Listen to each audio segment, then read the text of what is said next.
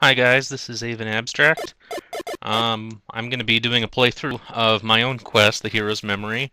Um, I realize that may seem a little bit vain, but I am kind of new to this Let's Play thing, and my main worry is that I'm going to run out of stuff to talk about. And I figure with my own quest, I'm not going to have that problem. And we'll see how it goes.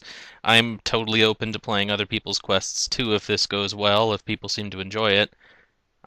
But let's get this started.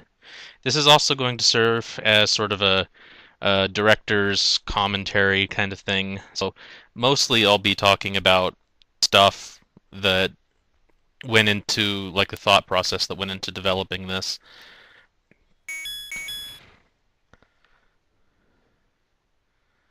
So, long ago, powerful heroes fought to protect their people from the forces of darkness.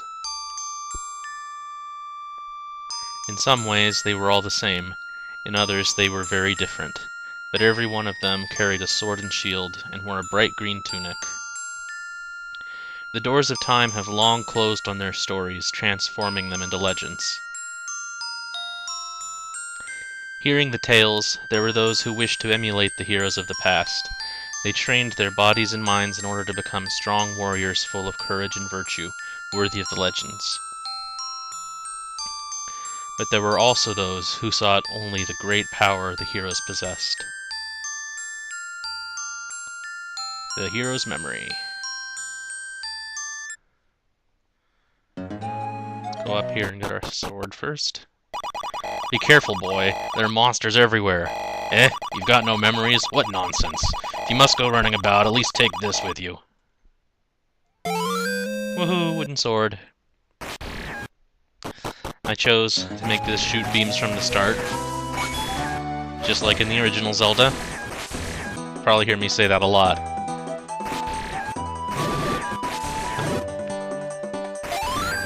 These guys look pretty similar to other Tektites, but I tampered with their legs, so made them more or less myself from scratch. There's a lot of things in this quest that I made from scratch, even though I didn't have to. I only later realized there were a lot of resources on Pure ZC, so I did a lot of work I really didn't have to do.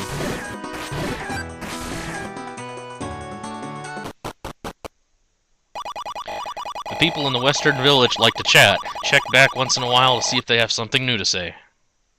It's a fact that a lot of people miss. The dialogue for the village actually changes every 2 memories you collect, so every 2 levels you complete, they'll be saying something new, which can be kind of strange if you complete the levels out of order, because their dialogue doesn't make a lot of sense. It's usually directing you to the next areas, so if you complete the levels out of order, it's kind of like, well, I've already been there, thanks. A lot of people look at this formation and think that there must be something hidden here. Well, there's something hidden here, just not in the rocks. Perks of being the quest creator, eh?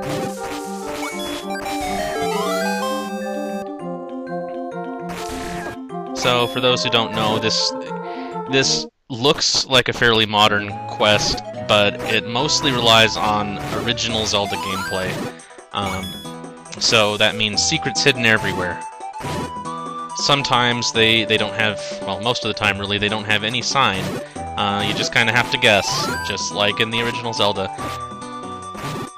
Also, I should mention I'm not really that good at Zelda Classic, so if you're expecting an expert to play through this, you're not going to get that.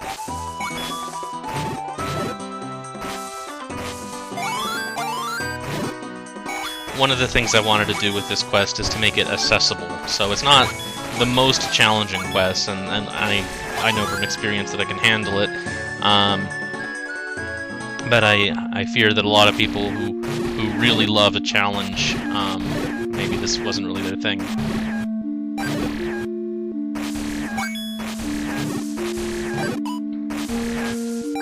So this is Emberlane Village, which is covered in snow in typical video game biome fashion. Borders a desert to the north, but it's snowing here.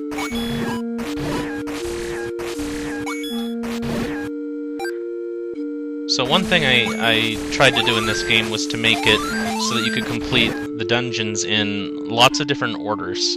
And whether or not I succeeded at that is up for debate. Kind of like in the original Legend of Zelda, you need certain items to progress. Temples? They're dangerous, boy, and you should stay away. Don't even look for the ones in this village in the forest. Thanks for the info, I'll avoid them like the plague. So, for certain dungeons, you're gonna need certain items to get through them. It's about as open-ended as the original Zelda in that respect. In the sequel that I'm working on, my goal is actually to make every single level completable in every order. This one is not quite there yet. Basically, if you complete the first 3 dungeons in this quest, you can complete the remaining 5 dungeons in any order.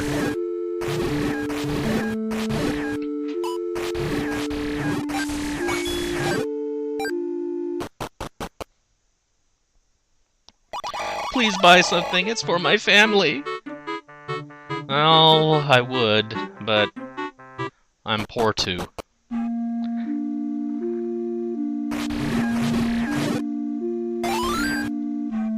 You know, now that I think about it, it's kind of a sad thing that I'm breaking into this poor man's shop and stealing his goods, depriving his family of much-needed nourishment.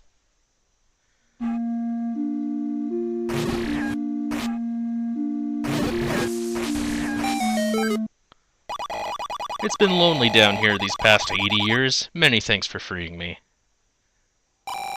He didn't appreciate it very much, did he? Oh, I should probably get a boomerang before I go into any dungeons.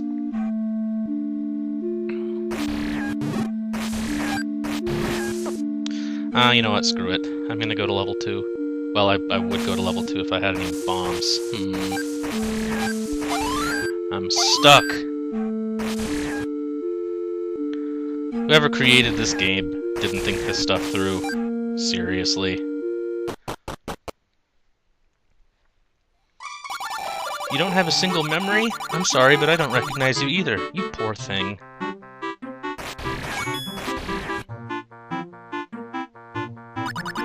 I gotta take care of my little brother because he caught a cold.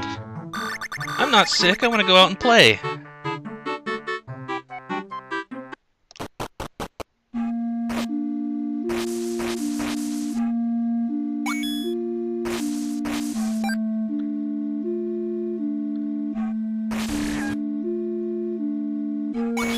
Episode 1, in which Aevin just wanders aimlessly.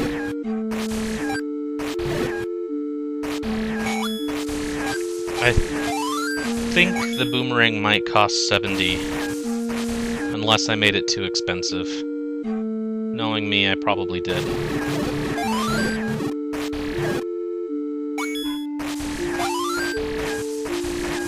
Oh, there's a bomb at least.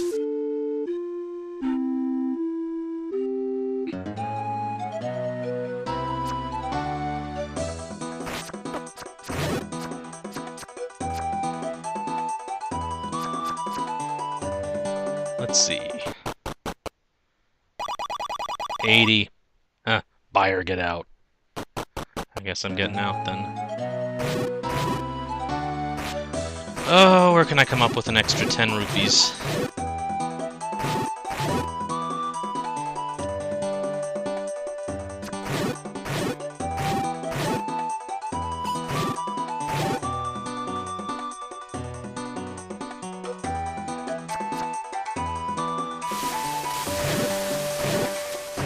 So, this is my first ever quest in Zelda Classic. I started working on it, just kind of tampering in the editor, and at first it was going to be really kind of dark. I really liked the darker palettes. For some reason I thought I could swim. I've always had the flippers on for bug testing, so I forget I actually have to gather these things. So originally this was kind of having a darker atmosphere, and I don't know, I just at some point decided I was tired of that. I think there's enough darkness in the world sometimes. It's nice to have something a little more upbeat. So I kind of changed my mentality. The ancient Arns had some kind of gauntlet in the mountains for training gladiators, but the entrance was lost. So I sort of changed my thought process and made it a much brighter game, and with that sort of came the change in music to this Spirit Tracks overworld that you're hearing now. And a lot of people have commented that they really enjoy that music, and it's one of my favorite Zelda songs ever. And I think it just is a really heroic kind of music, get out there and go on an adventure kind of thing, and I really like the feeling that evokes. Alright, so let's get that boomerang, and I'm gonna go to level 2, just because I want to do things a little out of order.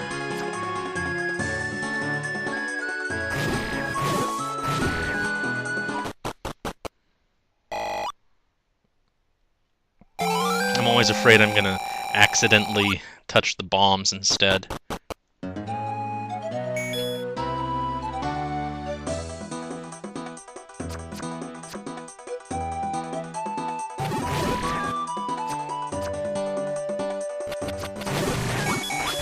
Oh, now the 5 rupees drop. That's okay. I think there's a lot of rupees in level 2.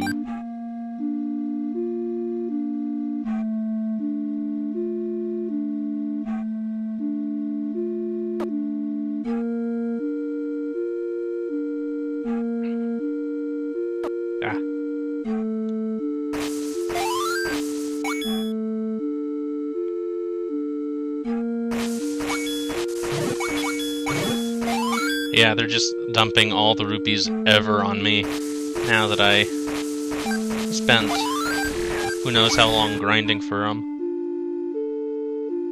It can be kind of tricky to see, but this at least is one of the marked bomb walls.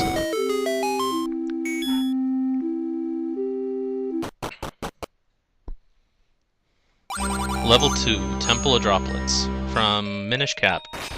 For those who don't know, every dungeon in this game, well, with the exception of the last, is sort of based off of one from the main Zelda series.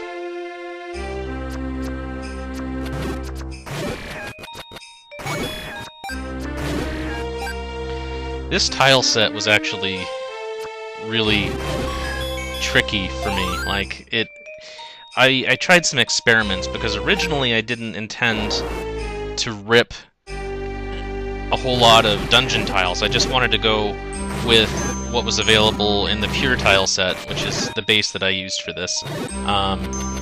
And I tried a lot of experiments, and in the end decided that the only way I was going to be happy with this dungeon is if I went ahead and ripped all the tiles.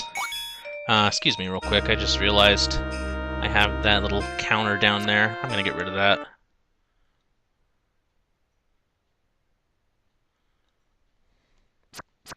Okay.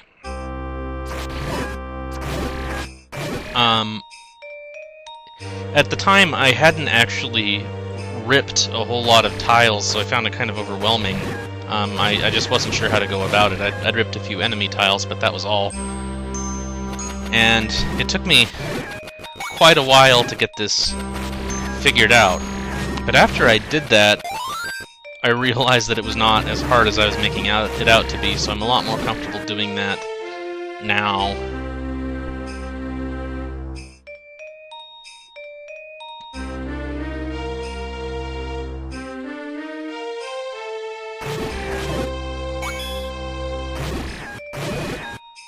I've heard people call these things the slow nuts.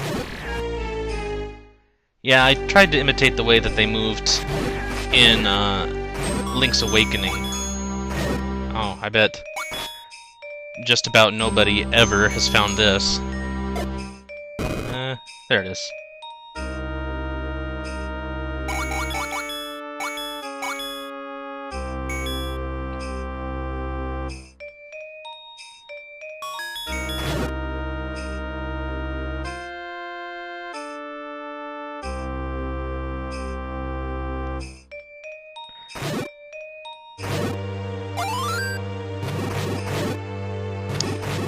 These Zols and Gels come from a Four Swords styled enemy pack. I think Four Swords actually had Chews rather than Zols or Gels, but the maker of that set of tiles did a really great job in making those look like they were Four Swords styled.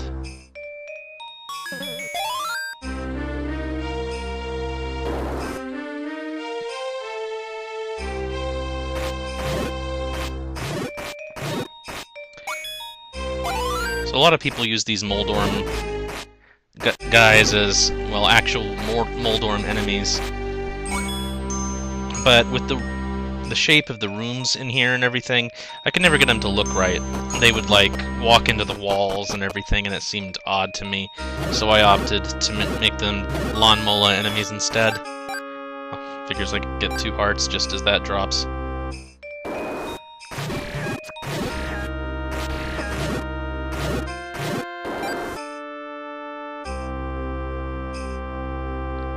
And these guys from Oracle of Seasons, I think. There's a Mothra boss in one of those games, and it has these smaller ones circling it, so I got those from there.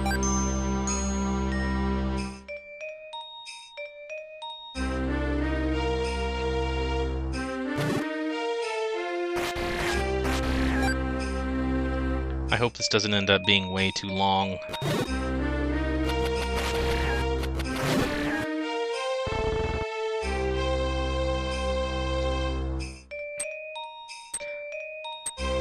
Ah, yes.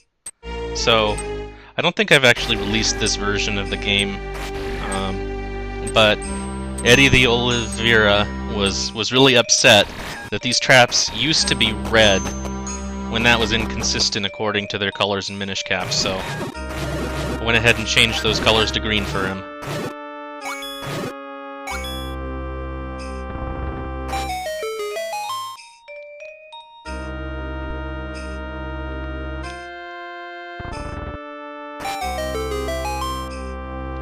This gimmick is a little bit like something in Minish Cap, where the light melts the ice. Now, some people have commented that if the bats regenerate here, you actually might have some difficulty getting through that push block. I think I've fixed it since then, and for anyone that was bothered by that, I apologize. I think that used to be 20 rupees. That just seemed like too much. There's not enough stuff in this quest to spend your money on, so I don't want to give it away too freely.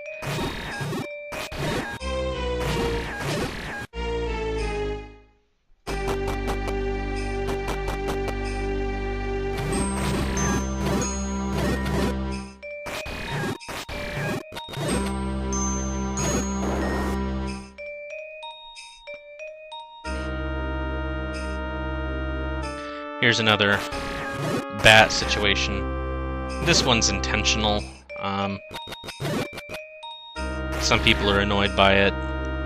I guess you would have to come here with no boomerang, no item from level 1, and then it might be a little irritating. But I think it's alright to do that kind of rarely. The map!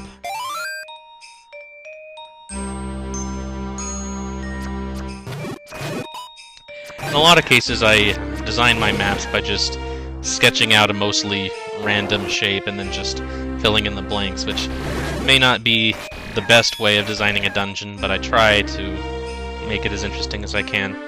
One thing that you might notice is that the Temple of Droplets is both an ice and water-themed dungeon, and I tried to mostly make the right side ice-themed and the left side water-themed, so on this side you'll see a lot less ice.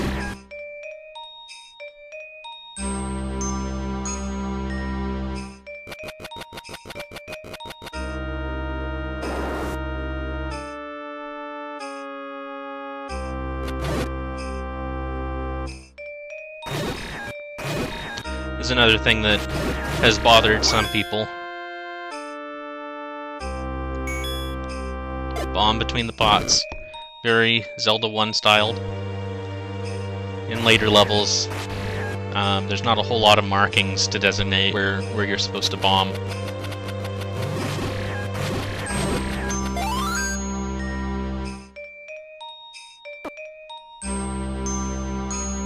That is probably the complaint that I have received the most about this quest, is that people don't like unmarked bomb walls.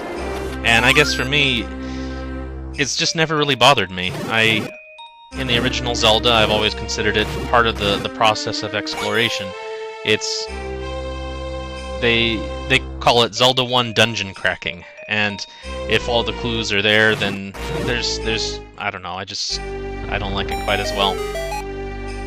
I can see where people are coming from, but I don't think that Zelda 1's style is inherently worse, and I just get a little tired of hearing that.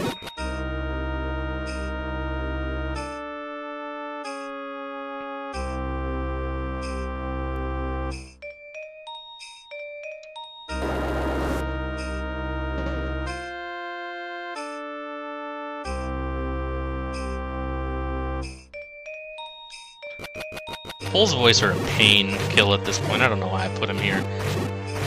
Well, if you visit level 1 first, I guess you'd have an easy method of killing them. But as it stands, they're just not worth my trouble.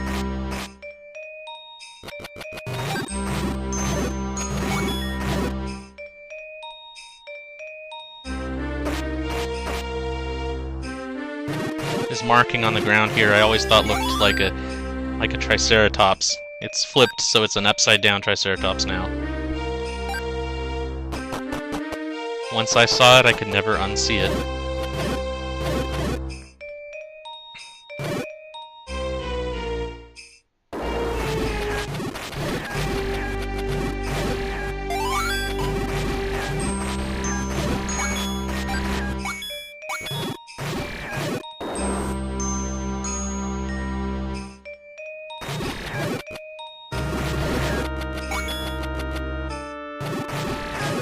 The layout of this dungeon is kind of unique.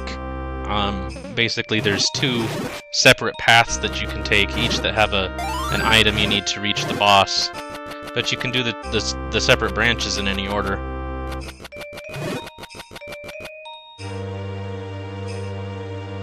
Ah, those Pole Voice again.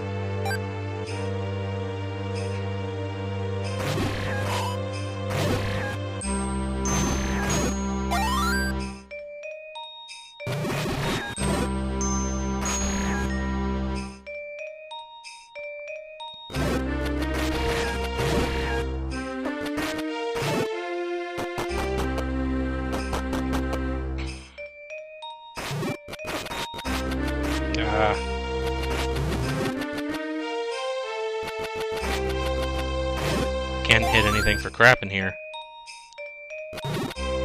Yeah, this is an area that's definitely simpler with the slingshot.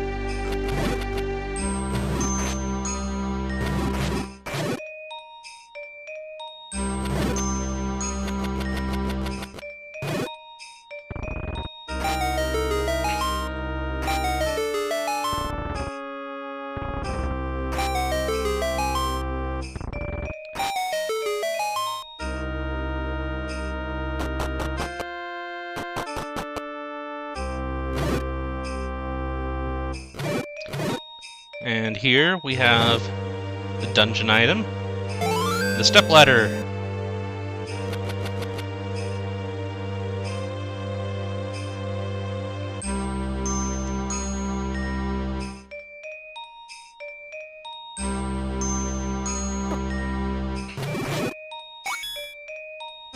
Now we can get down here.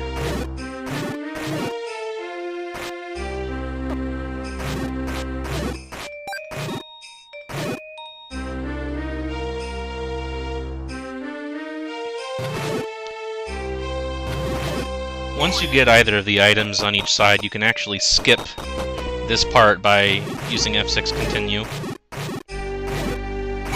But I like to just kind of forget that F6 continue exists, unless I'm really in a tight spot.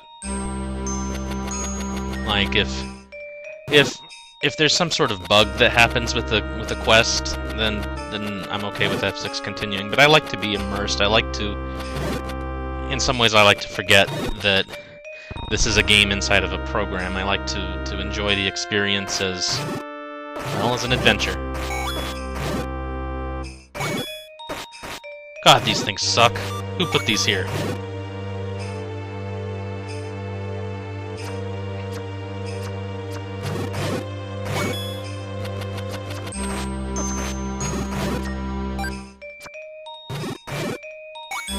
Now I'm ready to go up and face the boss with my 1.5 hearts. Hopefully these guys will drop some more. I actually think I have some health drops further up here.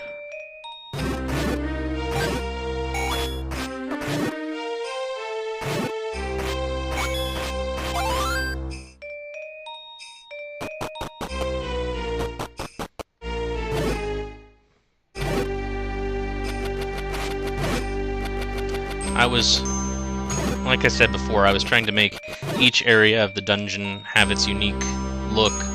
So right is mostly ice, left is mostly water, and I thought that kind of the darkness up here would be a cool change.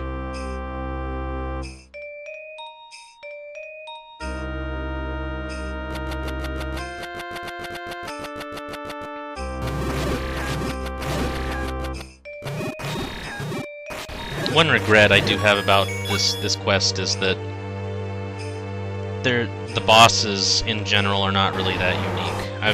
I've got a couple of them that I put a lot of effort into making a little different, but even those are basically minor edits of existing Zelda bosses. So in this level we have the most challenging boss of all, Aquamentus! Yeah, if I were doing it again, I'd probably make some more interesting bosses, but I could consider this basically complete. I'd rather put my energy into other places at this point. What is that?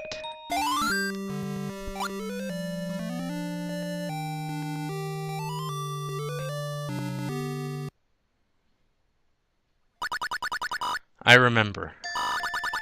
I'm the hero of the Fourth Sword who explored worlds large and small and saved Hyrule from an evil sorcerer. With my powers, I could create clones of myself, but they were hollow, just empty duplicates without feelings. Are you any different?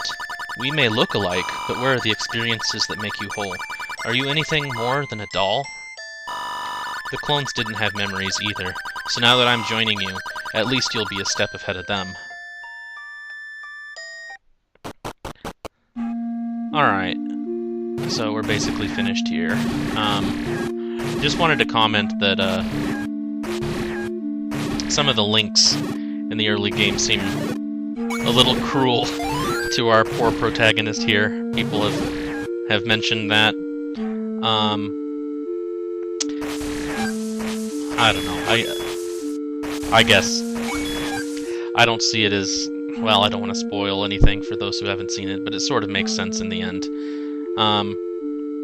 I also wanted to mention that regarding the sequel I'm working on, The Hero's Memory DVN-002, some people have complained that I'm using the same gimmick as far as collecting memories and speaking with the past heroes. And for me, I like the memories as kind of a reaction or an opportunity to connect with the heroes of the Zelda series in a different way. So for me, actually what the MacGuffins of the game are is less important than being able to have a conversation with the various Links, who in their own games, you know, don't even talk. Anyway, I'm just wandering around at this point, so for anyone who's watching, thank you for watching. We'll see how this goes, see if you guys like it, and maybe I'll see you soon. Thanks for watching. Bye-bye.